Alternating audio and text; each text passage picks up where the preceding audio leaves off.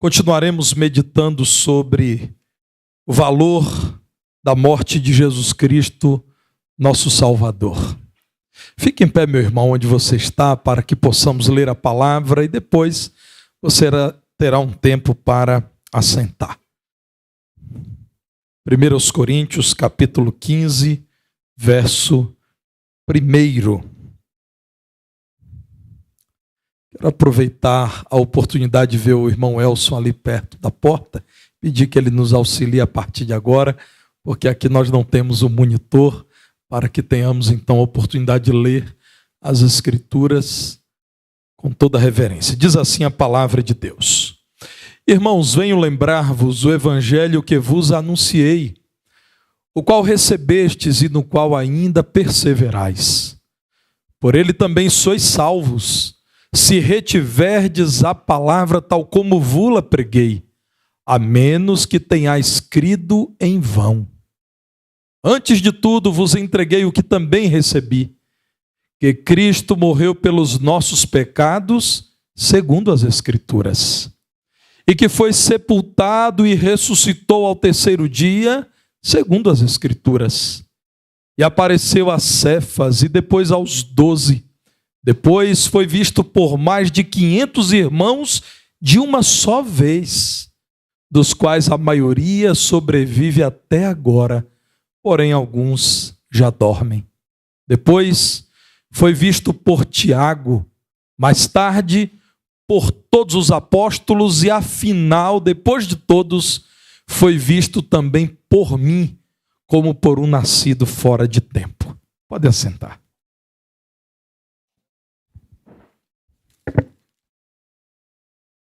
O Evangelho transformou a vida do apóstolo Paulo. O Evangelho é a mensagem do céu. São as boas novas de perdão, de salvação. O apóstolo Paulo diz isso no verso 3. Ele entregou o que ele recebeu. Ele compartilhou aquilo que lhe impactou. Ele proclamou a verdade que mexeu com o seu interior e transformou a sua história de vida. No verso 8, irmãos, ele diz que também viu Cristo. Como é importante perceber que o apóstolo Paulo fala de uma mensagem que fora experimentada por ele. E então o que ele está apelando em nome do Senhor é: creiam todos, porque se eu, inimigo de Deus outrora e perseguidor da igreja, fui alcançado e transformado, toda a humanidade, crendo no Senhor, poderá experimentar essa mensagem transformadora. Veja o que ele diz no verso 9: porque eu sou o menor das testemunhas do Senhor, o menor daqueles que viram e que em nome do Senhor têm proclamado o evangelho. Eu mesmo, não fosse a vontade de Deus, seria indigno de receber o chamado apostólico, porque eu persegui a igreja de Deus. Mas, verso 10, pela graça de Deus sou o que sou. É porque Deus me amou, é porque Deus é gracioso, não porque eu seja competente para conhecê-lo, não porque eu seja justo para que ele me aceite, não porque eu seja reto, bondoso, mas porque Deus é gracioso, eu fui alcançado e a sua graça não foi vã em minha vida. Na verdade, nesse texto, irmãos, verso 10, ele menciona a graça por 3 vezes, dizendo: Deus teve misericórdia de mim. Esse evangelho, portanto, irmãos, deve ser antes de tudo uma experiência pessoal. Deus se revela ao homem na pessoa do Filho Jesus, não para que um grupo seleto o conheça. Jesus caminhou por todas as cidades e aldeias dos seus dias, pregando o evangelho do reino. Ao concluir o seu ministério terreno, disse aos seus apóstolos: ide por todo mundo, preguem o evangelho a toda criatura. O Senhor Jesus Cristo, pelo seu Santo Espírito, deu poder à igreja, à reunião dos seus servos, para caminhar por toda Jerusalém, pela Judeia, chegar à vizinha Samaria e alcançar o mundo. E eis-nos aqui hoje, reunidos em nome de Jesus, no século 21, no mundo ocidental, no continente americano, no Brasil. Jesus alcança o mundo pelo poder do seu Espírito, para que pessoas tenham a experiência pessoal de transformação que o Evangelho promove. A mensagem central do Evangelho, a obra de Jesus, é o tema da pregação de Paulo. Vejam, irmãos, no capítulo 2 dessa carta mesmo, verso 2, o que esse homem diz? 1 Coríntios 2:2. Paulo está dizendo a essa igreja assim. 1 Coríntios capítulo 2, verso 2. Decidi nada saber entre vós, senão a Jesus Cristo e este crucificado. Este homem, outrora, como ele disse, inimigo de Deus, graciosamente alcançado pelo Senhor, radicalmente transformado em seu interior, com uma nova vida, diz: eu não tenho outro tema apaixonante como Jesus e aquilo que ele realizou na cruz. Nós estamos falando de um homem culto, um homem com uma capacidade intelectual narrada nas Escrituras, mas também em outros documentos que a história nos apresenta, capacidade intelectual impressionante. Esse homem diz: depois que conheci a Cristo e experimentei o santo evangelho, eu não tenho mais uma outra grande paixão. Eu não tenho outra bandeira. Eu quero falar de Cristo. Eu quero amar Jesus Cristo. Eu quero conhecer mais e mais Cristo em sua glória. Eu quero falar-lhes acerca de Cristo. Eu quero falar de Cristo e o poder da sua obra, o valor da sua crucificação. O que isto significa para nós, irmãos? O apóstolo Paulo é usado para nos dizer que essa mensagem é preciosa porque ela nos lembra que Cristo morreu por nossos pecados. Deus veio a esse mundo na pessoa de Jesus e tanto nos amou que se fez sacrifício por nós. Deus usa Paulo para dizer assim: alguém pode até ousar morrer pelo justo, mas morrer pelo injusto é algo inacreditável. Deus, que conhece você e conhece a mim, e sabe que pecadores éramos inimigos dele, rebelados contra ele, gente que era profissional na prática do pecado, e mesmo nos conhecendo, ele decidiu nos amar. Isso é amor, irmãos. Ele se fez sacrifício por pecadores como eu e você. É por isso que no verso 3 do capítulo 15, Paulo diz: antes de tudo, irmãos, com grande ênfase, eu quero dizer a vocês que Cristo morreu pelos nossos pecados, segundo o que as Escrituras profetizaram. Isso não é uma invenção nossa, dizia Paulo, não é uma novidade do cristianismo, é o cumprimento das Escrituras.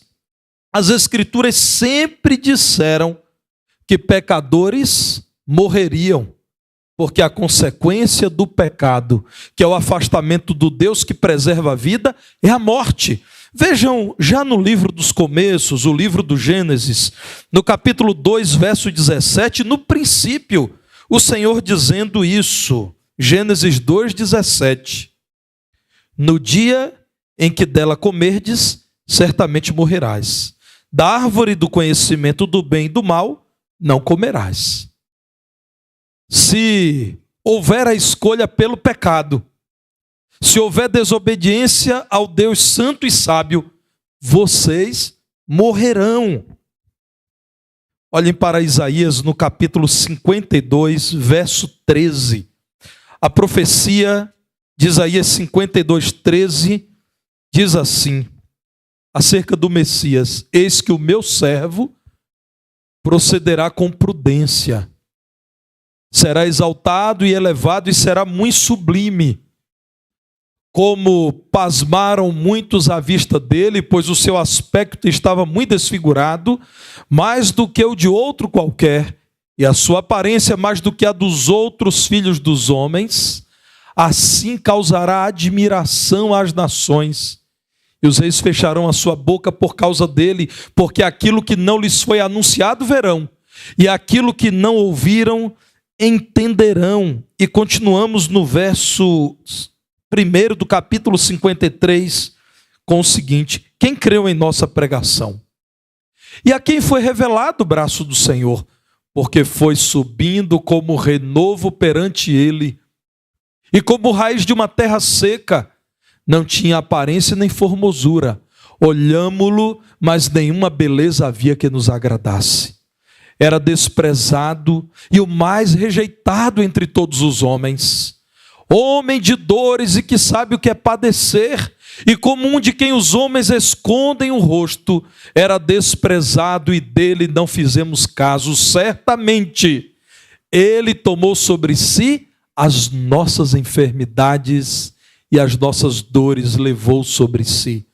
E nós o reputávamos por aflito, ferido de Deus e oprimido, mas ele foi traspassado pelas nossas transgressões e moído pelas nossas iniquidades. O castigo que nos traz a paz estava sobre ele, e pelas suas pisaduras fomos sarados. Todos nós, diz o profeta Isaías, todos nós andávamos desgarrados como ovelhas, cada um se desviava pelo caminho, mas o Senhor fez cair sobre ele a iniquidade de nós todos. Ele foi oprimido e humilhado, mas não abriu a boca. Como cordeiro foi levado ao matadouro, e como ovelha muda perante os seus tosqueadores, ele não abriu a boca. Por juízo opressor foi arrebatado, e de sua linhagem quem dela cogitou, porquanto foi cortado da terra dos viventes, por causa da transgressão do meu povo, foi ele ferido. Designaram-lhe a sepultura com os perversos, mas com o rico esteve na sua morte, posto que nunca fez injustiça, nem dolo algum se achou em sua boca. Note a palavra de Deus dizendo desde o princípio: o pecador morrerá. A consequência daquilo que é gravíssimo, que é o pecado contra o Deus Santo, é a morte. Então Isaías diz que para livrar pecadores da morte, o Senhor mesmo, o servo sofredor, assumiu as nossas enfermidades, as nossas dores levou sobre si, e ele aceitou a morte, sendo traspassado por conta das nossas transgressões, sendo morto por causa das nossas iniquidades. A palavra de Deus diz que Jesus foi oprimido e humilhado em cumprimento à profecia de Isaías. Ele foi como um cordeiro levado ao matadouro, ele foi morto, porque ele muito nos amou. Vejam o que nos diz Romanos capítulo 6, verso 23. Romanos 6, 23. Porque o salário do pecado é a morte, mas o dom gratuito de Deus é a vida eterna em Cristo Jesus, nosso Senhor. Você que tem ouvido o Evangelho, mas que continua amando o pecado, o seu destino é a morte, a não ser que você decida abandonar o pecado e crer em Cristo. Você que conhece a mensagem do Evangelho que diz que todo homem é condenável, a menos que arrependido se entregue a Cristo e seja por ele perdoado, você está caminhando para o inferno. E é possível que nesse momento você considere a mensagem desta igreja dura, mas ao fim você verá que trata-se de amor. Nós estamos dizendo a você num tempo em que as pessoas querem dizer que devemos ter fé na humanidade. Nós estamos dizendo a você num tempo em que as pessoas querem ser agradadas, porque parece que existe um mercado da fé e pregadores disputam a assistência em sua igreja. Nós queremos dizer a você, ainda que você não goste, se você não conhece a Jesus Cristo como seu Salvador, você está perdido. E eu não me importo se você vier a decidir não mais frequentar essa igreja porque considera a minha mensagem intolerante. Eu me importaria se tendo a oportunidade de te dizer isso, eu não te dissesse: sem Cristo você está perdido. Sem Jesus Cristo, o único santo de Deus que veio ao mundo e nunca pecou, e por isso mesmo aceitável diante do Pai, que se ofereceu por pecadores como você estará perdido. Sem Jesus, você estará condenado, e eu, um dia diante do Senhor, terei que responder, porque não preguei o evangelho incômodo, mas santo.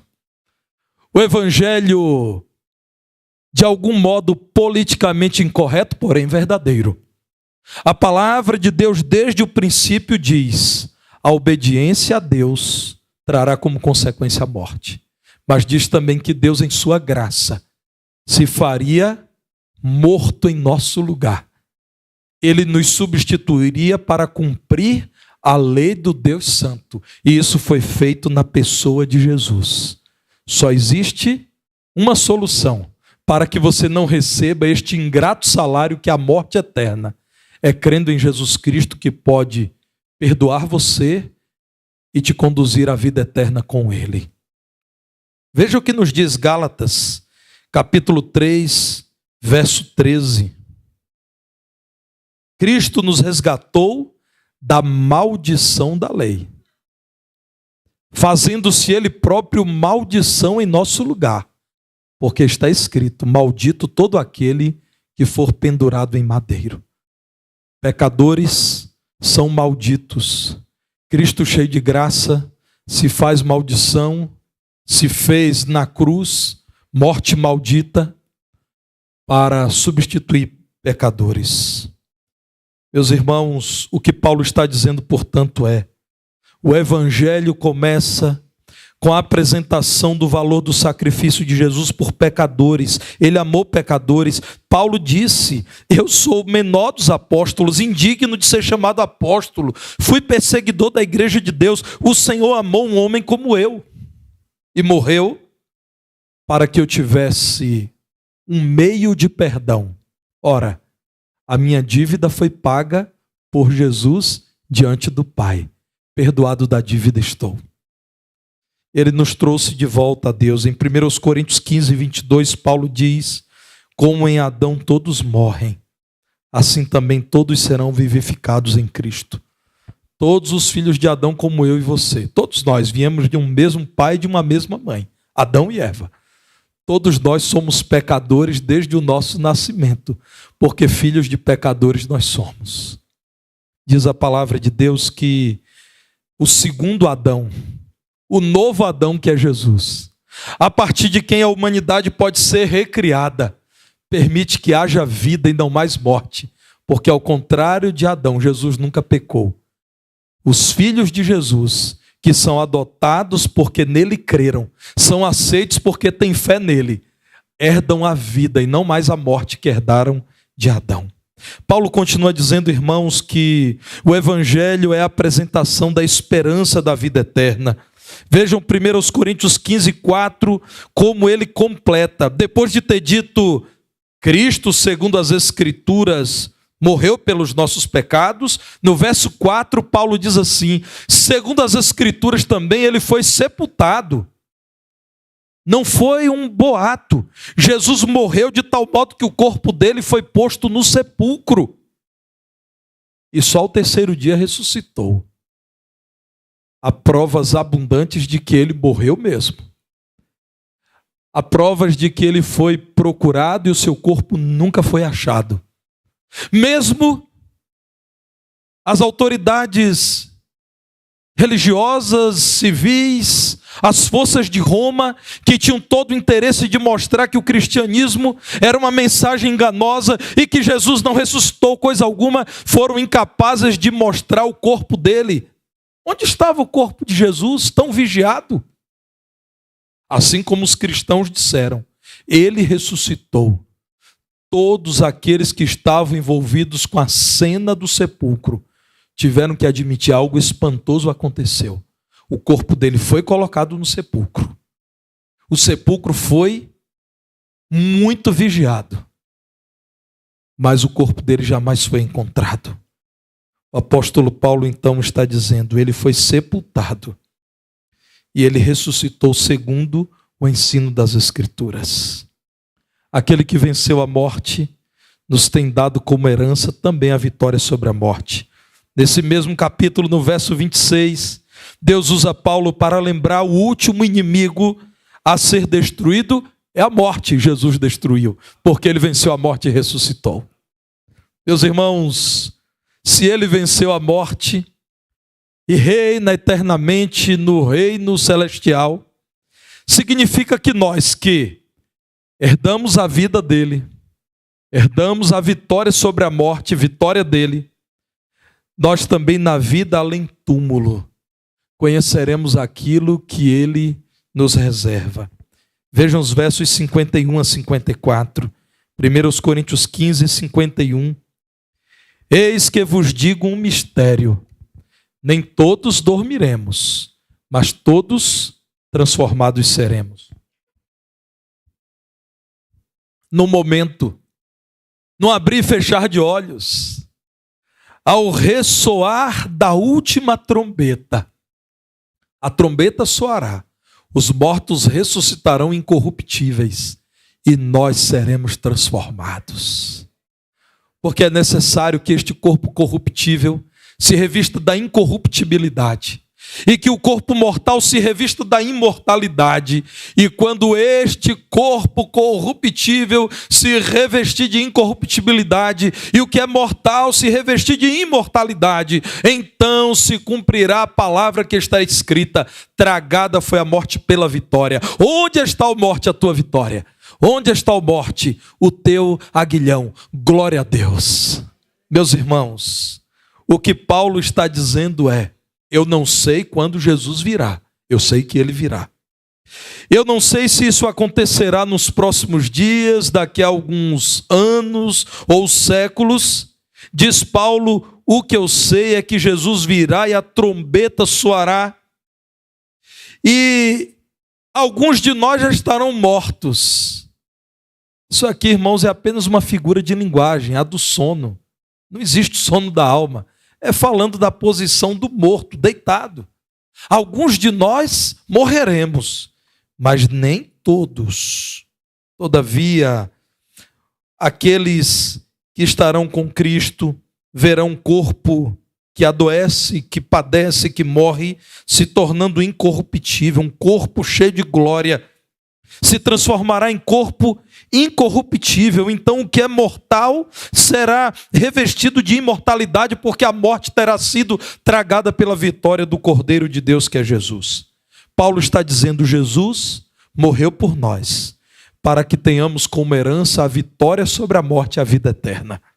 Olha, irmãos, para o verso 19, ainda em 1 Coríntios 15. Sabendo que na igreja havia gente contaminada com a descrença geral daquele tempo na ressurreição, Paulo diz: irmãos, se há alguém aqui na igreja que espera em Cristo apenas nesta vida, é um infeliz. Espera muito pouco de um Deus que tudo pode. A nossa esperança ultrapassa o túmulo e adentra os portais da eternidade. Esperamos em Cristo eternamente. Isso, inclusive, é ânimo para os cristãos em meio às tribulações. Saber, irmãos, que nós venceremos a morte, herdaremos vida eterna, isso é muito animador enquanto enfrentamos as dificuldades desse mundo. Sem a esperança da ressurreição, como afirmavam alguns coríntios, alguns até tentando influenciar a igreja, não haveria cristianismo, não haveria esperança. 1 Coríntios 15, 12, Paulo diz: ora, se é corrente pregar-se que Cristo ressuscitou dentre os mortos, como, pois, afirmam alguns dentre vós que não há ressurreição dos mortos. Então Paulo diz: se não há ressurreição, verso 13, então Cristo não ressuscitou. E se Cristo não ressuscitou, é vã nossa pregação e vã a vossa fé. Qual valor tem a pregação se tudo que temos é este mundo? Se tudo que temos é o que o homem pode nos apresentar? Paulo diz: se fosse assim, como dizem muitos filósofos do seu tempo, comamos e bebamos porque amanhã vamos morrer. A vida não tem sentido. Sejamos escravos do prazer e da carne, sejamos inconsequentes, nos reduzamos a irracionais. Mas Paulo diz, não é assim. Há uma promessa viva de eternidade com Cristo. Verso 32. Se como homem lutei em Éfeso com feras, que me aproveita isso? Se os mortos não ressuscitam, comamos e bebamos que amanhã morreremos. Não vos enganeis. Verso 33. As más conversações afastadas do ensino do Senhor. Nos nossos dias, irmãos, conversas sem apoio bíblico corrompem os bons costumes. Então Paulo diz no verso 34, tornai-vos à sobriedade. Deixem essa alucinação. Deixem essa discussão vã. Abandonem essa mensagem pobre que nega a ressurreição. Voltem a ser sóbrios, como é justo, e não pequeis. Porque alguns ainda não têm conhecimento de Deus. E isto digo para a vergonha da igreja. Tem gente no meio de vocês que ainda não compreendeu o evangelho. Irmãos, Paulo falava de muitas testemunhas ainda vivas. Os comentaristas, os historiadores que estudam esse período dizem que pelo menos metade das 500 pessoas que viram Jesus ressurreto ainda estava viva. Metade. Não era um boato, era um fato comprovado. Como eu já disse em outra ocasião aos irmãos, que espécie de alucinação coletiva é essa em que centenas de pessoas concordam com uma mentira, com um sonho, com uma ilusão? Isso não é possível, irmãos. Muita gente viu Jesus ressurreto, não era um boato. Aliás, a mensagem da ressurreição, muito embora correntes do judaísmo negassem, não era novidade. No Antigo Testamento fala-se de vida após a morte, sim. Vejamos alguns exemplos. Jó, capítulo 19, verso 25, texto conhecido da palavra de Deus. Jó 19, a partir do verso 25. O que Jó diz? Porque eu sei que o meu Redentor vive e por fim se levantará sobre a terra. Depois, revestido este meu corpo da minha pele, em minha carne verei a Deus. Vê-lo-ei por mim mesmo, os meus olhos o verão e não outros. De saudade me desfalece o coração dentro de mim. Veja um salmo, Salmo 16, a partir do verso 9.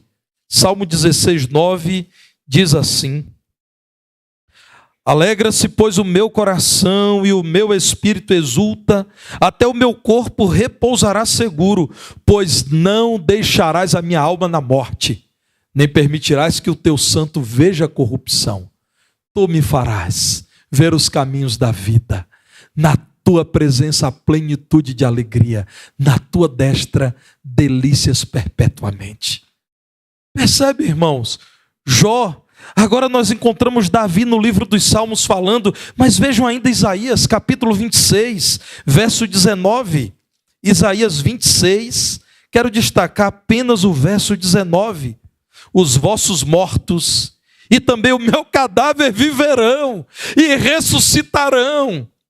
Despertai e exultai, os que habitais no pó, porque o teu orvalho, ó Deus, será como orvalho de vida, e a terra dará à luz os seus mortos. Não era uma invenção do cristianismo. A mensagem da ressurreição está na palavra de Deus, na Bíblia que Jesus lia nos dias dos seus discípulos, irmãos. Existe um intelectual já falecido, judeu ortodoxo. Ele crê na veracidade do Antigo Testamento, mas ele não reconhece Jesus, ou não reconheceu em vida Jesus como Messias. O nome dele, Pinchas Lapide. O judeu ortodoxo erudito, filósofo, educador, escritor, foi também diplomata em seus dias. Esse homem, irmão, se propôs a investigar as evidências acerca da ressurreição de Jesus com honestidade e o ensino do Antigo Testamento sobre ressurreição. A conclusão de Pinchas foi o seguinte: eu declaro que acredito na ressurreição de Jesus, mas não acredito que ele seja o Messias. Por que eu estou te trazendo a sentença deste intelectual que morreu nos anos 90 do último século? Porque, irmãos, ele já tinha, como judeu ortodoxo, uma disposição para não crer que Jesus é o Messias. Mas ele, com toda honestidade, e nisso ele deve ser elogiado, disse: não dá para negar a ressurreição de Jesus. Primeiro, porque as Escrituras ensinam que há ressurreição. Segundo, porque as evidências são irrefutáveis. Talvez você que nos ouve ainda não creu nisso, esteja errado. Eu tenho certeza que você está. Mas eu estou educadamente sugerindo a você que considere o absurdo de descrer na ressurreição daquele que foi o centro das atenções em seus dias. Perseguido, vigiado, morto sob o poder do exército, que, guardadas as proporções de tecnologia, foi o mais poderoso exército da história da humanidade, o exército de Roma. Tanta gente que deu a vida por ele, que amou Jesus até o fim, porque o viu ressurreto.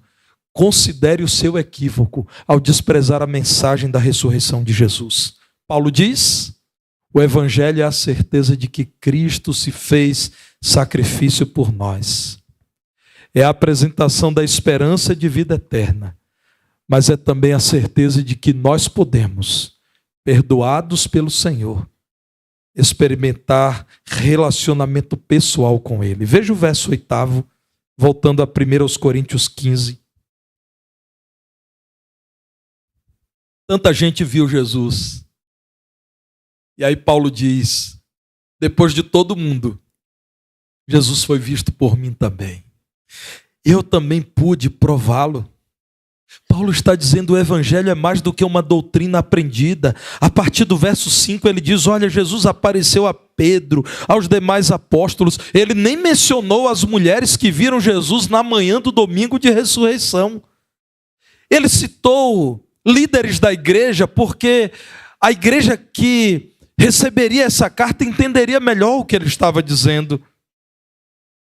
Ele diz, irmãos, verso 6, mais de 500 irmãos de uma só vez viram Jesus, vocês conhecem. A maioria deles está viva aí. Ele foi visto por Tiago, acredita-se que é o Tiago, irmão de Jesus, que a princípio não creu em Jesus, mas depois creu e amou Jesus e morreu por Jesus. Ao final, foi visto também por mim.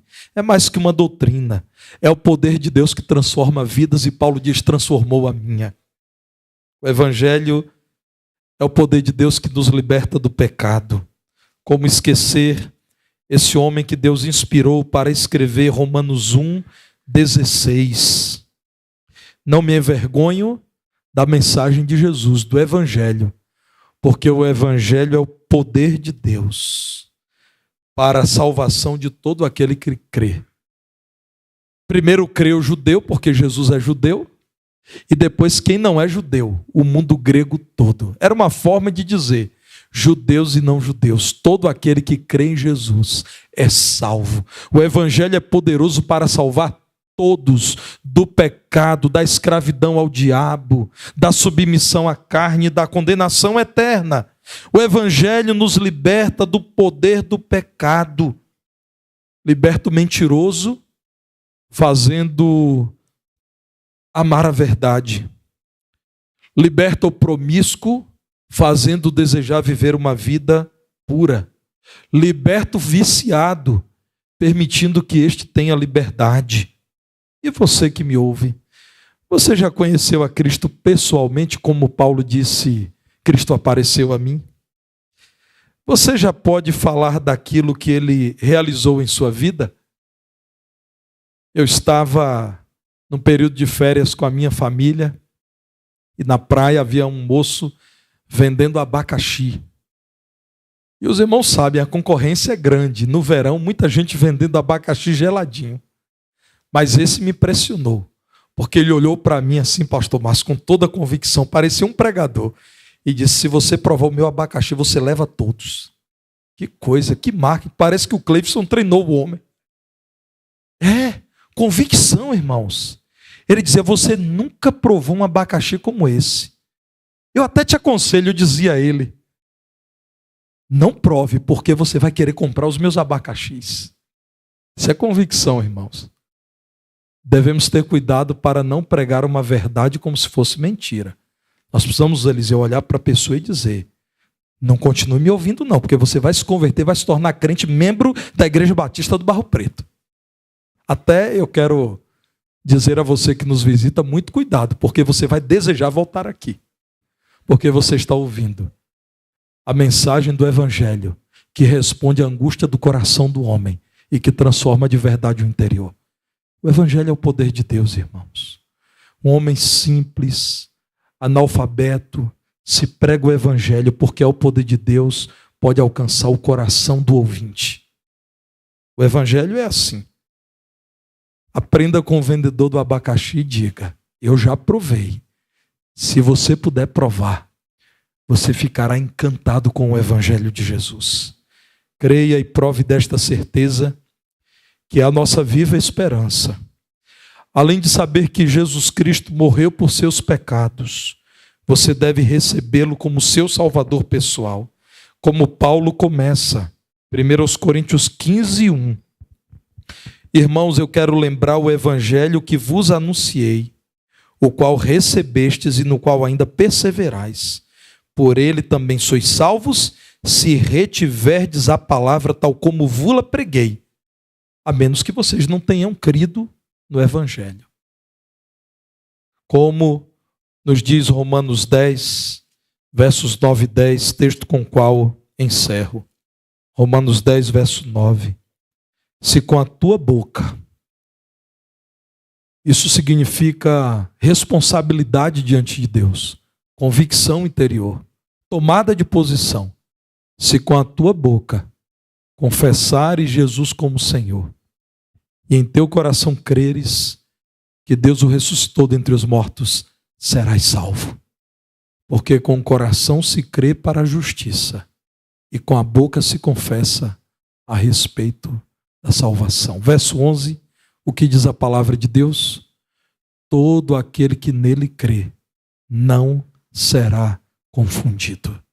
Me permita concluir dizendo, ninguém, nenhum de nós, nenhum cristão, chegará ao final de sua vida e olhando para trás dirá, que arrependimento de ter vivido como um cristão a vida inteira. Não é possível que você, ao final da sua vida, depois de ter provado da transformação do Evangelho, do poder de Deus, da vida na graça, não é possível que ao final você diga, eu me confundi.